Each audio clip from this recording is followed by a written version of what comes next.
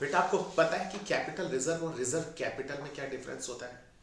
ये issue of share का एक छोटा सा थ्योरी का टॉपिक है जो कि बोर्ड एग्जाम में 1 नंबर की थ्योरी में पूछ लिया जाता है।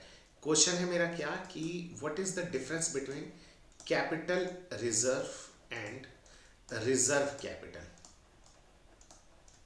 क्या आप बता सकते हैं कि इसके बीच में क्या डिफरेंस है? चलिए मैं आपको बताता हूं, समझना। बेटा कैपिटल रिजर्व क्या होता है?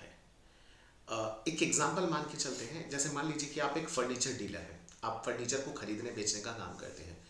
तो बेटा फर्नीचर को खरीद के और बेचकर, मतलब खरीद जब फर्नीचर आप बेचेंगे तो आपको जो भी प्रॉफिट होगा वो आपका नॉर्मल प्रॉफिट होता है, एक ऑर्डिनरी प्रॉफिट है वो।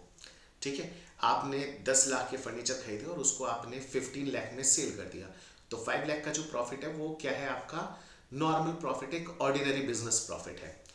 बट मान लीजिए कि जो फर्नीचर आप यूज कर रहे थे as an asset, as a furniture, वो एज ए स्टॉक नहीं था। उसको आप कैसे यूज कर रहे थे? एक एसेट के तौर पे, संपत्ति के तौर पे आप यूज कर रहे थे। ठीक है, आपको लगा कि अब ये काफी टाइम से हम इसको यूज कर रहे हैं, अब हम इसको बेच देते हैं। तो आप चेक करिएगा कि उसकी बुक वैल्यू अब कितनी है। लेट्स से एक एग्जांपल ले लेते हैं इसके लिए भी। आपने मान लीजिए कि उसको आपने 1 लाख रुपए में खरीदा था और उसके ऊपर मान के चल लेते हैं कि डेप्रिसिएशन अभी तक का लग चुका है 70,000 का। तो आज उसकी जो बुक वैल्यू है वो है 30,000। ठीक है, और 30,000 की बुक वैल्यू को आपने सेल कर दिया, यानी कि सेल वैल्यू में मान के चल लेता हूं, ये आ गया 38,000। तो जिसकी कीमत 30,000 है, आपने उसको बेच दिया 38,000 रुपए पे, यानी 8,000 रुपए का आपका प्रॉफिट हो गया।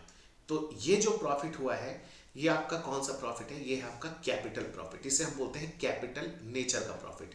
ये रेवेन्यू नेचर का नहीं है, ये डेली नहीं होता है, वो एसेट्स आप डेली नहीं अपना सेल करते हैं। इसी तरीके से मान लीजिए कि आपका कोई प्लांट है, आपने उसको बेच दिया। आपका कोई व्हीकल है, आपने उसको बेच दिया। फर्नीचर डीलर हो और आपने बिल्डिंग बेच दी, और बिल्डिंग बेचने पे आपको प्रॉफिट हुआ है, यानी कि उसकी बुक वैल्यू और सेल वैल्यू में सेल वैल्यू ज्यादा है और बुक वैल्यू कम है, तो आपको प्रॉफिट हुआ। तो वो जो प्रॉफिट होता है उसको हम क्या बोलते हैं? Capital profit.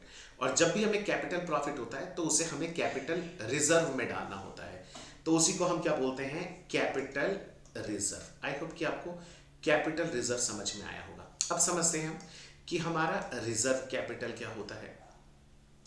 बेटा रिजर्व कैपिटल होता है, मान लीजिए कि आपकी एक कंपनी है और आप की कंपनी जो मार्केट में शेयर इशू करे हुए हैं, है ना? तो हम मान के चल लेते हैं कि एक शेयर की कीमत जो है, उसकी फेस वैल्यू जो है वो है 10 रुपए।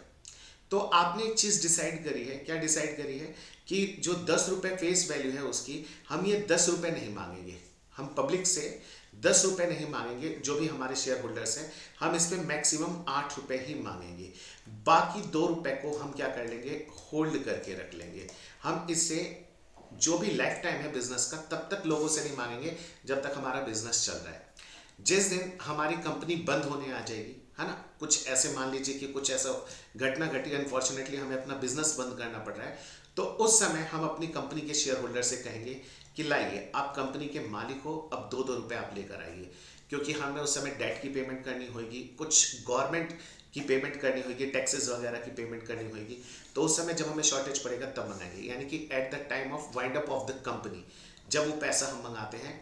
तो एक कैपिटल को, उस कैपिटल को मैंने रिजर्व कर लिया कि जिस दिन कंपनी बंद होगी उस दिन हम ये पैसा मांगेंगे। इसको हम बोलते हैं रिजर्व कैपिटल। अच्छा, इसे हम कभी भी ऐसा नहीं है कि कर सकते हैं, इसके लिए हमें एक स्पेशल रेजोल्यूशन पास करना होता है और हमें कुछ गवर्नमेंट परमिशंस लेनी पड़ती है, उसके बाद ही ये काम हो सकता है। तो ये डिफरेंस है हमारा रिजर्व कैपिटल और कैपिटल रिजर्व के बीच में। चलो नेक्स्ट टॉपिक पे, मतलब कभी नेक्स्ट क्लास में हम एक नेक्स्ट टॉपिक लेकर आएंगे और उसके ऊपर डिस्कस करेंगे। Till then bye bye, take care everyone.